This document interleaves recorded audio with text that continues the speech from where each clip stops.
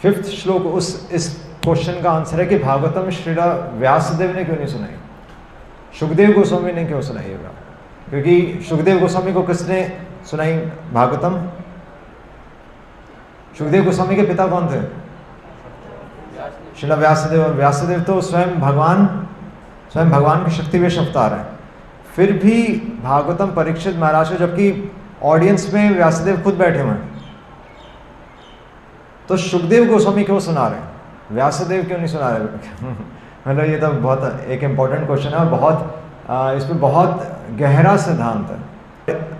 तो ये यहाँ पर इस श्लोक में बता रहे हैं कि एक बार क्या हुआ था कि जब सुखदेव गोस्वामी एक बार तो सुखदेव गोस्वामी तो जन्म लेते ही नग्न अवस्था में भागे थे, और वहाँ पर और व्यासदेव कौन थे? व्यासदेव तो गृहस्थ आश्रम में थे। तो जब सुखदेव गोस्वामी एक बार जब नदी पार कर रहे थे तो वहाँ पर कुछ युवतियाँ नहा रही थी।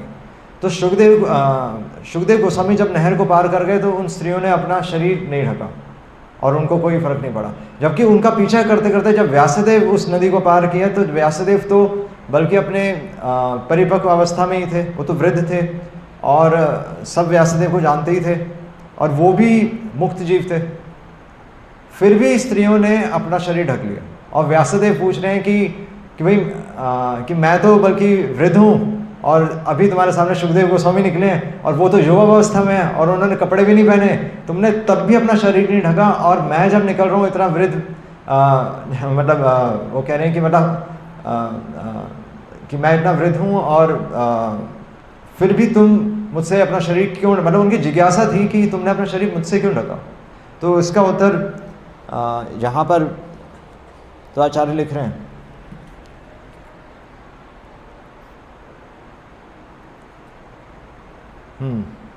कि बल्कि आ रहा है कि स्त्री और पुरुष पे तुम भेद क्यों कर रहे हो, मतलब स्त्री और पुरुष का भेद। तो यहाँ पर बहुत अच्छा उत्तर यहाँ पर आचार्य लिख रहे हैं, श्रील प्रभुपाद इसके तात्पर्य में लिख रहे हैं कि क्योंकि व्यासदेव हालांकि मुक्त जीव ही थे और व्यासदेव ने ही सुखदेव गोस्वामी को भागवतम सुनाई, फिर भी व्यासदेव किस आश्रम में थे? गृहस्थ आश्रम में थे।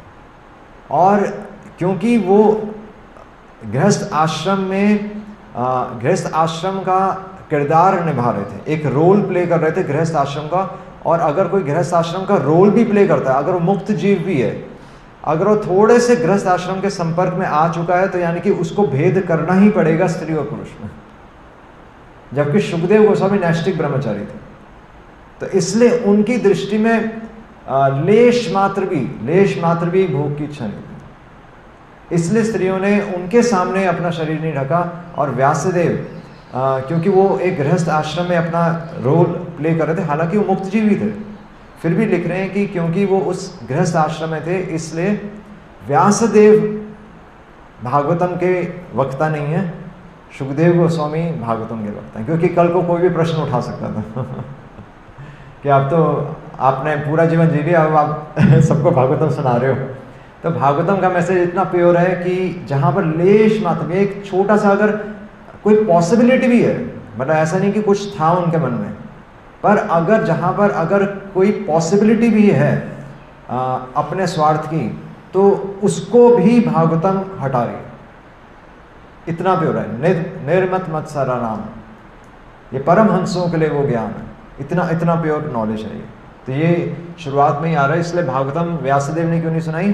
क्योंकि वो गृहस्थ आश्रम का रोल प्ले कर रहे थे। तो ये श्लोक है।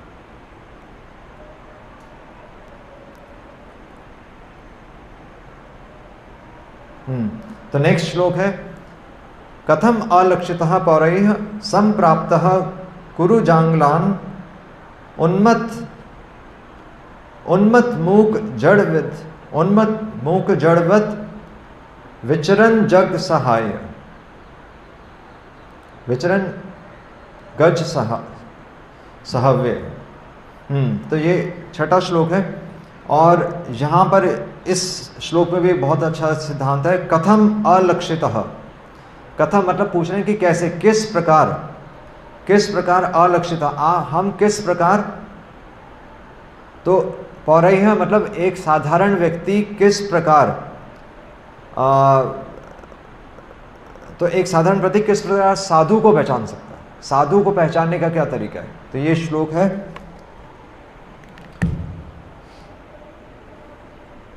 ये किस प्रश्न का उत्तर है?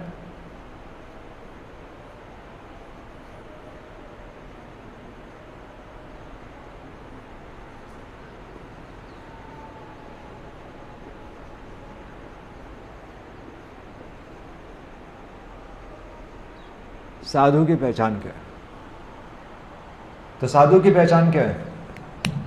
कौन बताएगा? साधु को कैसे पहचानते हैं?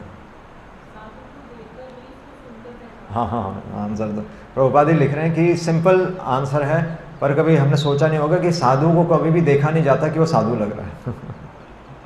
इसलिए अगर आप देखेंगे तो यूट्यूब और ये सारे सोशल प्लेटफॉर्म्स ये सब ज़ीरो हो जाएंगे अगर, क्योंकि वहाँ सब सबकी पिक्चर आ रही होती है ना, पर साधु को जिसकी लंबी दाढ़ी होती है, जो वृद्ध लगता है, जो अच्छा खासा शरीर है, हम उसको साधु मानते हैं। पर साधु की पहचान है उसकी वाणी, वो क्या संदेश दे रहा है, वो क्या बोल रहा है, और बल्कि वाणी से भी ज़्यादा क्या है, वाणी है और वाणी के बाद उसका आचरण भी है। क्योंकि लेक्चर में तो हम कुछ भी बोल सकते हैं लेक्चर के बाद वो क्या कर रहे हो वो इम्पोर्टेंट है। तो इसलिए साधु की पहचान है उसकी वाणी।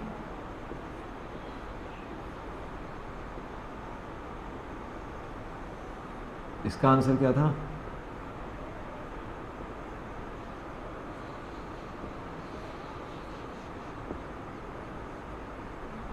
गृहस्थ आश्रम।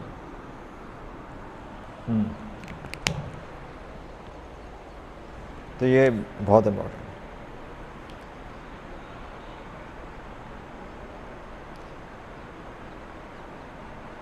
और बल्कि जब वो वाणी में श्रीमद् भागवतम का जिक्र करेगा, वो वाणी में अपने मन से भी बोल सकता है, पर वाणी में इसलिए श्रील प्रभुपाद के जितने भी लेक्चर आप देखेंगे, मतलब जब भी आप सुनेंगे तो श्रील प्रभुपाद हमेशा भागवतम या भगवद गीता से कभी इधर उधर नहीं गए। प्रभुपाद के हर लेक्चर में पूरा भर भर के भागवतम और श्रीमद् भागवद गीता है। तो इसलिए प्रभुपाद को कोई काट भी नहीं पाया। प्रभुपाद जब भी कुछ बोलते थे सीधा उसका प्रमाण देते थे शास्त्रों से। इसलिए बड़े बड़े वैज्ञानिक, यहाँ तक कि फॉरेन कंट्रीज़ में जहाँ पर प्रभुपाद प्रचार कर रहे थे, तो वो तो क्रिश्चियन कंट्री थी, तो क्रिश्चियन कंट्री में ही प्रभुपाद ने पूरा प्रचार करके दिखा दिया। और उनको उनके जो सबसे पहले जो उनके शिष्य बने वो भी सारे क्रिश्चियंस थे। तो शास्त्रों से अगर प्रमाण देकर हम बोलेंगे तो कोई भी हमारी बात को काट नहीं सकता। ये तो नेक्स्ट श्लोक है, तो श्रीमद् भागवतम कथम वा पांडवस्य राज ऋषि मुनिना सह संवादः संभूतात् यत्र एषा सात्वती श्रुति है। तो यहाँ पर बता रहे हैं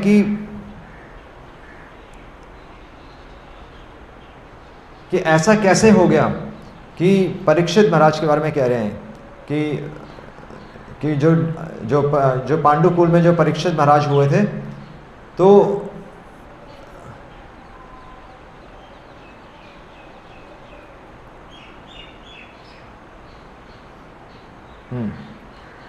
संवादन संभूता तत्र यत्र एष सात्वती श्रुति है। तो यहाँ पर इंपॉर्टेंट शब्द है सात्वती श्रुति है। सात्वती श्रुति है यहाँ पर, यानी कि श्रीमद् भागवतम क्या है। तो ये श्लोक में सुखदेव गोस्वामी कह रहे हैं भागवतम क्या है।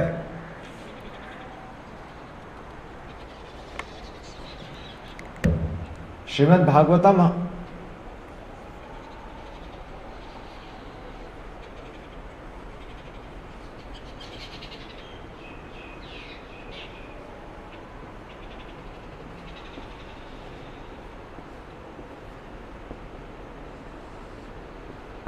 श्रीमद् भागवतम बता रहे हैं, श्रीमद् भागवतम वेदों का ही सार है।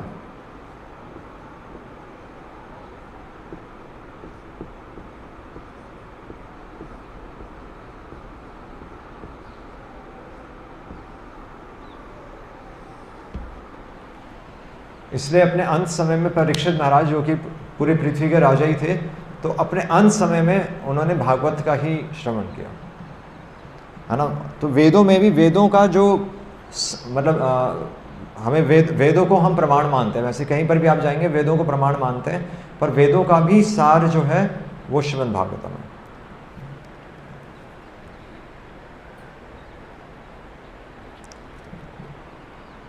और सुखदेव गोस्वामी नेक्स्ट श्लोक में कह रहे हैं, तो ये भी बहुत इंपॉर्टेंट है, जो कि ये भी अपने आप में एक बहुत बड़ा सिद्धांत है। तो ये मतलब श्लोक हमें पता भी होना चाहिए। स गोदोहन मात्रम ही, तो ये 8वां श्लोक है। स गोदोहन मात्रम ही गृहेषु गृहमेदिनाम अवेक्षते महाभागस तीर्थी कुर्वन् तद आश्रमम। तो यहाँ पर बता रहे स गौ दोहन मात्रम ही, कि एक सन्यासी, एक महाभागवत, एक सन्यासी अगर किसी गृहस्थ के घर में जाता है तो क्यों जाता है, तो ये श्लोक बताता है कि, और बल्कि अवेक्षते, अगर कोई सन्यासी किसी गृहस्थ के घर पे जाकर अगर इंतजार भी करता है, अवेक्षते, पर वो कितनी देर के लिए इंतजार करता है, स गो दोहन मात्रम ही। तो पहले गाय हमारी मतलब गाय के आसपास ही हमारी पूरी सभ्यता चलती थी ना, तो इसलिए एग्जाम्पल्स गाय के दिए हुए हैं कि जितना समय गाय का दूध धोने में लगता है, क्या बोलते हैं, दोहन, क्या बोलते हैं, हाँ दोहन ही कहते हैं, दोहन। जितना समय गाय का दूध निकालने में लगता है, उतना समय केवल सन्यासी एक गृहस्थ के घर पे रुक सकता है।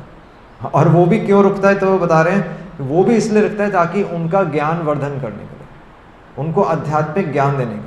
ये बहुत इंपॉर्टेंट कॉन्सेप्ट है।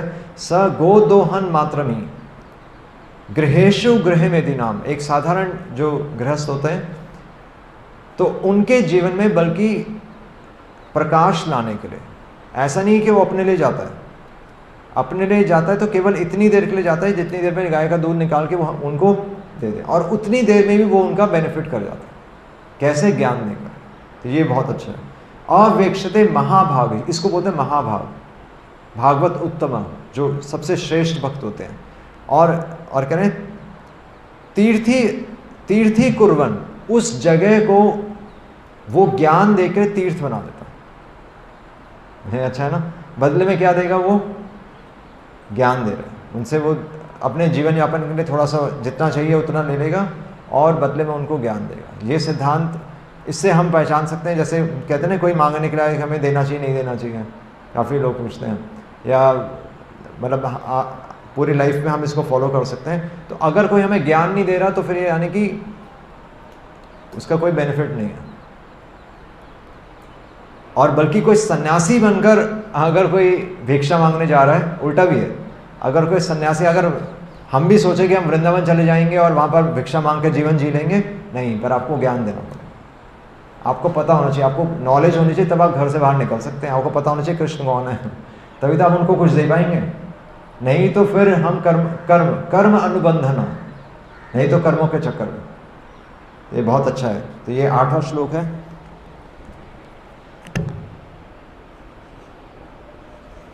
तो ये किसकी बात हो रही है, एक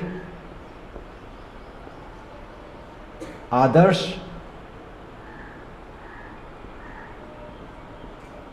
प्रचारक। आदर्श प्रचारक कौन है, जो ज्ञान देता है।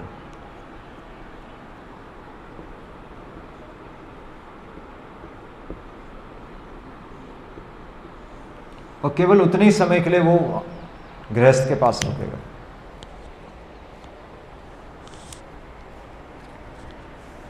और वो ज्ञान भी आध्यात्मिक ज्ञान होना चाहिए, मतलब केवल ऐसे नहीं होना, शास्त्रों से, शास्त्रों का ज्ञान होना चाहिए। तो ये अच्छा, ये हर श्लोक अपने आप में आप देखिए मतलब एक सिद्धांत है जो कि हम अपने लाइफ में अप्लाई कर सकते हैं। अभिमन्यु सुतम, 9वां श्लोक है। अभिमन्यु सुतम सूत प्राहुः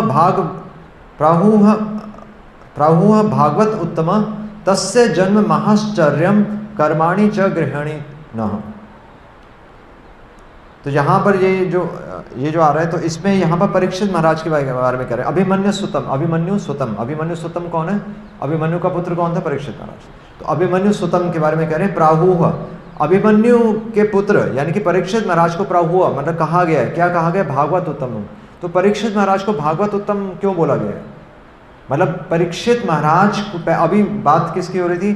पहले हमने डिस्कस किया कि व्यासदेव और शुकदेव गोस्वामी में क्या डिफरेंस था, और मतलब हम डिस्कस कर रहे हैं कि भागवतम के वक्ता के बारे में। फिर हम भागवतम, फिर अब डिस्कशन किसका हो रहा है कि भागवतम सुन कौन रहा था। पहले बोली किसने भागवतम, और अब भागवतम सुन कौन रहा है? तो भागवतम सुन कौन रहा है? परीक्षित महाराज। तो परीक्षित महाराज यानी कि उत्तम भक्त। तो उत्तम भक्त कैसे हुए परीक्षित महाराज?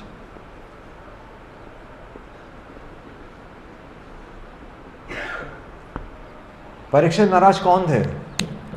सबसे पहले गर्भ में जिसने भगवान के दर्शन किए। मतलब भागवतम किसी राजा को नहीं सुनाई जा रही, जिनको बल्कि गर्भ में जिनकी रक्षा भगवान ने की थी, स्वयं भगवान ने जिनकी रक्षा की थी और अपने दर्शन दिए थे, वो थे परीक्षित महाराज।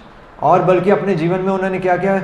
तो उन्होंने कली को बंदी बनाया, नहीं, जो कि धर्म का नाश करने के लिए उनके राज्य में आ गया था, तो उन्होंने बंदी बनाया और अपना कर्तव्य निभाया। तो वहाँ पर उन्होंने दिखाया।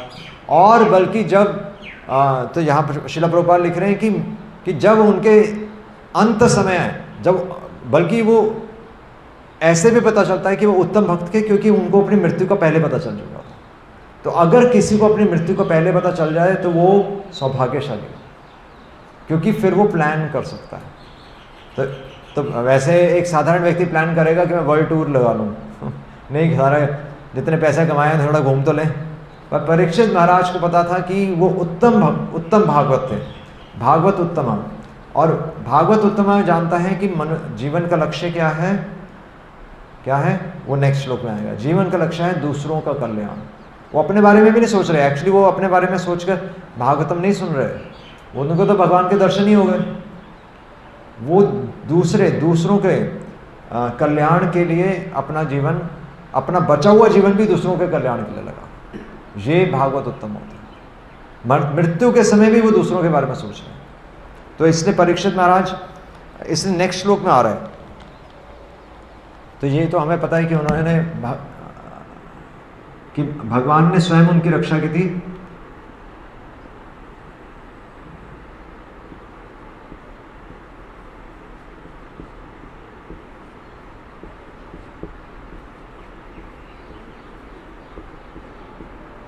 गर्भ में रक्षा की थी और स्वयं फिर उन्होंने अपना क्षत्रिय धर्म निभाया भी। और 10th श्लोक में बता रहे हैं, ये श्लोक आप याद कर सकते हैं, ये बहुत इंपॉर्टेंट श्लोक है। नहीं, ये नहीं, 11th में है वो, आई थिंक बाद में आ रहा है। हाँ, तो 10th में भी यही आ रहा है कि उन्होंने अपना इतना बड़ा पूरा साम्राज्य उन्होंने छोड़ दिया था। और 11th में आ रहा है कि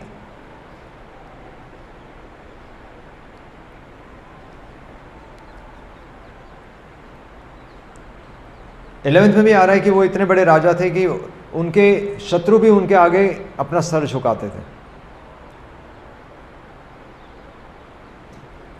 तो मतलब वो परीक्षित महाराज के पूरे जीवन के बारे में बता रहे हैं। 12th श्लोक सबसे इंपॉर्टेंट है एक्चुअली। तो 9, 10th, 11th में तो परीक्षित महाराज के पूरे जीवन के बारे में बता रखा है 9, 10th, 11th में। 12th में जो है 9, 10th, 11th, तो ये परीक्षित महाराज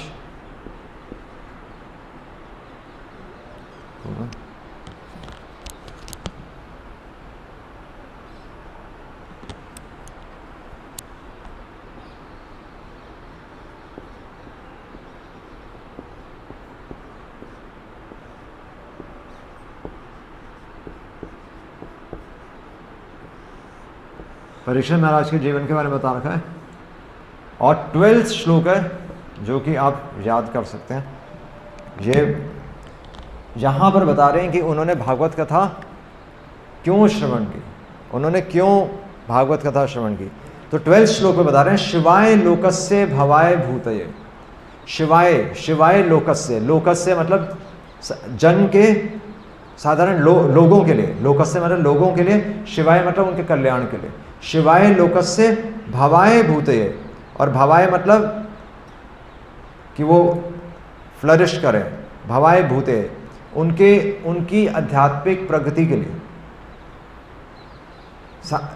उनके कल्याण के लिए और उनकी आध्यात्मिक प्रगति के लिए। स उत्तम श्लोक परायण जना, और बोल रहे हैं कि इसलिए उन्होंने, और किसके लिए ये सब कर रहे हैं, उत्तम श्लोक परायण, ताकि लोग भगवान से कनेक्ट हो जाए।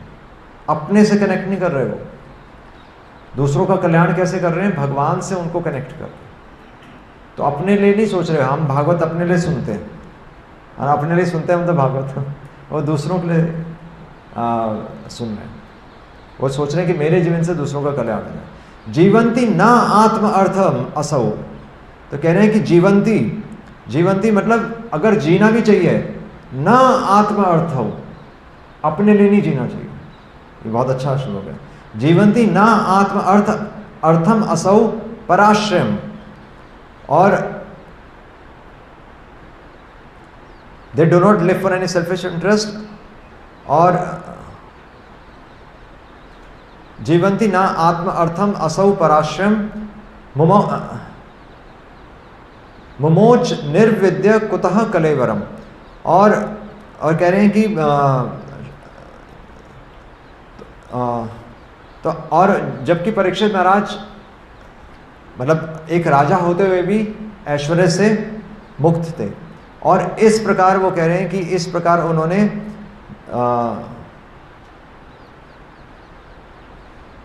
हालांकि इतने बड़े राजा थे, मतलब ऐसा उन्होंने जीवन जिया, फिर भी उन्होंने कह रहे हैं कि अपना मृत्यु उन्होंने स्वीकार क्यों कर ली। ये प्रश्न आ रहा है कि इतना मतलब हमेशा दूसरों के बारे में सोचते थे, पर फिर भी उन्होंने अपनी मृत्यु को स्वीकार कर ली। ये प्रश्न उठा रहे हैं कि एक आइडियल किंग भी थे, और एक गृहस्थ भी थे, और आइडियल गृहस्थ थे, और भगवान के भक्त भी थे, दूसरों के कल्याण के बारे में भी सोचते थे, पर फिर उन्होंने मृत्यु स्वीकार क्यों की।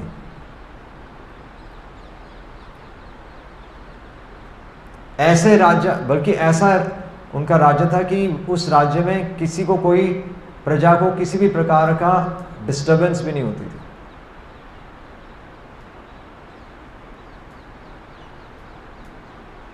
और 13th श्लोक में, 12th में, तो 12th है शिवाय लोकस्य।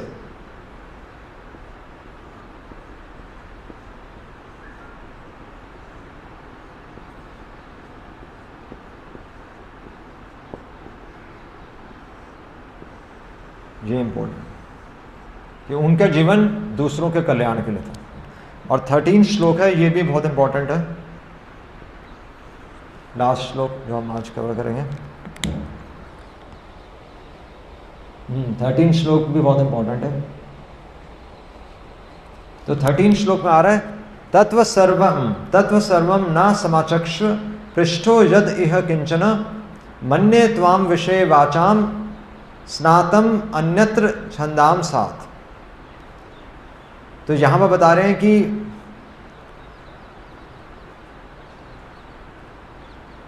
तो यहां पर बता रहे हैं कि हालांकि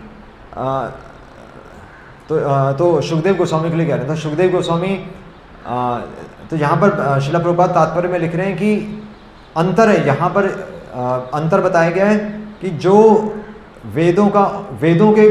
वेदों में और इतिहास और पुराणों में, तो अगर आप देखेंगे जो कर्मकांड के जो ब्राह्मण होते हैं, जो सकाम कर्मी जो ब्राह्मण होते हैं, जो कर्मकांड मतलब जो शास्त्रों को पढ़ते तो हैं पर उसको अपने जीवन में नहीं उतारते, तो ऐसे जो ब्राह्मण होते हैं तो उनको वेदों का उच्चारण तो बहुत अच्छी तरीके से आता है, उनको ट्रेनिंग मिलती है। अगर आप उनसे केवल ज्ञान की बात हो तो उनको एक भक्त से ज़्यादा ज्ञान होता है। अगर आप उनकी संस्कृत सुनेंगे, बल्कि मायावादी जो कि भगवान, जो कि उनका लक्ष्य होता है कि हम एक दिन भगवान बन जाएंगे, क्या वो दूसरों को ये ज्ञान देते हैं कि आप भी भगवान बन सकते हैं, उनको संस्कृत हमसे ज़्यादा अच्छी आती है और वेद हमसे ज़्यादा पढ़े हुए हैं। उन्होंने जितने शास्त्र उन्होंने पढ़े हुए हैं, हम उनके सामने कुछ भी नहीं है, क्योंकि उनका सारा ज्ञान ज्ञान पे होता है। पर भक्त का जीवन क्या होता है, भक्त ज्ञान को यूज करता है। वो ज्ञान केवल ज्ञान लेने के लिए नहीं लेता, वो इन्फॉर्मेशन नहीं ले रहा, वो उसको केवल ज्ञान लेकर आगे मतलब नाव को बस नदी पार करने तक में यूज करता है। वो उसको अपने जीवन का लक्ष्य नहीं बनाता। इसलिए हो सकता है, यहाँ पर श्रील प्रभुपाद लिख रहे हैं, हो सकता है किसी भक्त को श्लोकों का उच्चारण उस ब्राह्मण की तरह ना आता हो जैसे कर्मकांडी ब्राह्मण करते हैं। पर जो परिव्रजक आचार्य होते हैं, जो कि पूरी दुनिया में घूमकर भगवान के नाम का प्रचार कर रहे हैं, चाहे उन्हें श्लोक नहीं भी आते, फिर भी उनका अनुभव उन ब्राह्मणों से करोड़ों गुना ज्यादा है।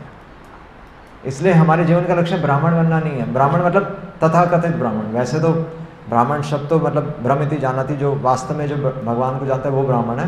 पर आजकल आज की परिस्थिति में, आजकल जो परिस्थितियाँ हैं, तो उस पर ब्राह्मण केवल जन्म से ब्राह्मण जो है वो उनको ब्राह्मण माना जाता है। तो बल्कि वृंदावन में इस पर फाइट होती है। वो जो वहाँ के जो गोस्वामी है वो फाइट करते हैं कि आप तो फॉरेन कंट्रीज से लोगों को कन्वर्ट कर रहे हैं और उनको ब्राह्मण बना रहे हैं। और इसलिए कई मंदिरों में आप देखेंगे, जगन्नाथ मंदिर में आज भी फॉरेनर्स को अंदर जाना अलाउड नहीं है। श्रील प्रभुपाद उसी बात को काट रहे हैं कि realisation is more important than parrot chanting. तोते की तरह बोलने से कुछ नहीं होता, आपको अनुभव होना चाहिए। भक्ति में अनुभव काउंट करता है, ये काउंट नहीं करता कि आपके पास कितने मेडल हैं।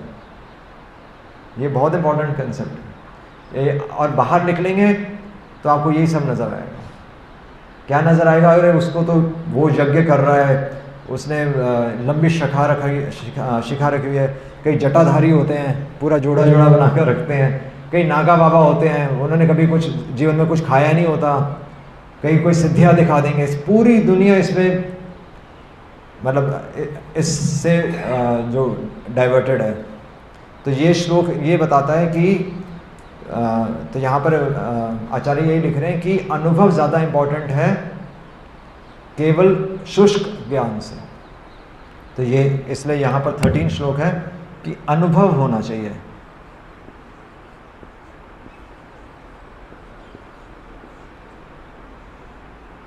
और अनुभव कैसे आएगा? जो अपने जीवन में शास्त्रों का पालन कर रहा है, यानी कि जो परंपरा से जुड़कर, और बल्कि जो भगवान के नाम का प्रचार कर रहा है ना, जो दूसरों को ज्ञान दे रहा है, वही तो फिर उसको समझ पाएगा। केवल वो ज्ञान अपने पास रखे क्या करेगा? तो उसके जीवन से, उसके आचरण, अपने आचरण से और उसके व्यवहार से पता चल जाएगा कि उसको अनुभव है कि नहीं।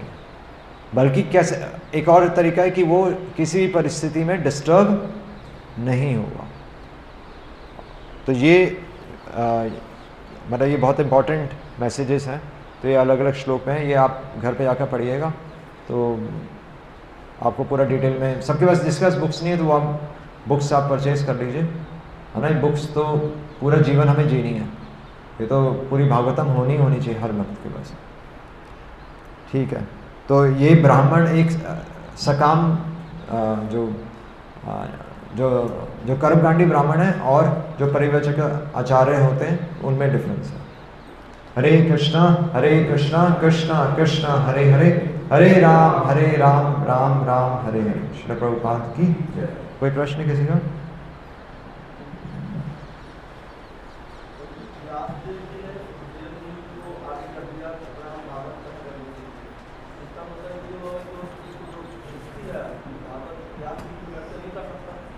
नहीं, वो ये दिखा रहे हैं कि जब अगर उस सभा में आपसे सीनियर कोई है तो फिर उसको ही बिठाना चाहिए।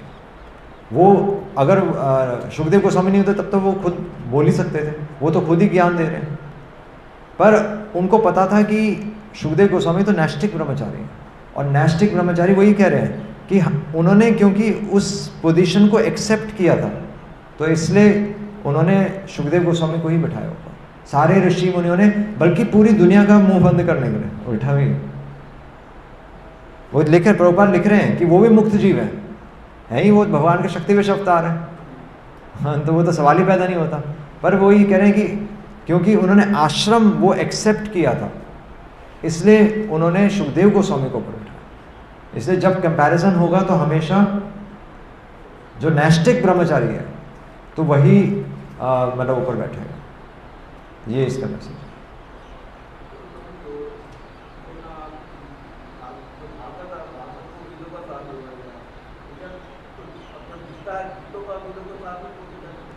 नहीं, भागवत और गीता दोनों ही है ना, क्योंकि गीता में इंस्ट्रक्शन, भागवत में तो भगवान अपने भक्तों से डीलिंग्स कैसे कर रहे हैं, संबंध को बता रखा है। जो भगवत गीता है वो सिद्धांत है, तो दोनों एक दूसरे के पूरक है, पूरक ही हैं। वैसे तो भागवतम का भी मतलब भगवान की लीलाओं का सार भगवत गीता ही है, पर हमें समझाने के लिए इतिहास पुराण है, क्योंकि भगवत गीता इतना सरल है नहीं। एक श्लोक अगर आप देखेंगे तो एक श्लोक में बहुत कुछ है, इसलिए उनको समझाने के लिए ये भगवान की लीलाएं हैं, और इनको समझने के लिए फिर टीचर गुरु होते है ना। वैसे अपना अपने भगवत गीता पूर्ण है, अगर सारों का सार देखा जाए तो भगवत गीता, पर समझने के लिए फिर आपको बाकी सब चीज़ों की ज़रूरत होती है। जैसे आपको भागवत अपने आप में पूर्ण है, पर आपको बैठने के लिए जगह तो चाहिए, ऊपर पंखा तो चाहिए, बस ऐसे ही वैसे खाना पीना तो चाहिए, पेट तो भरा होना चाहिए। हम थोड़ी भूखे पेट नहीं सुन सकते ना हम, तो इसलिए हमारी हेल्प के लिए भागवतम है, पर अपने आप में भगवत गीता वैसे पूर्ण है। हरे कृष्ण। श्रील प्रभुपाद की।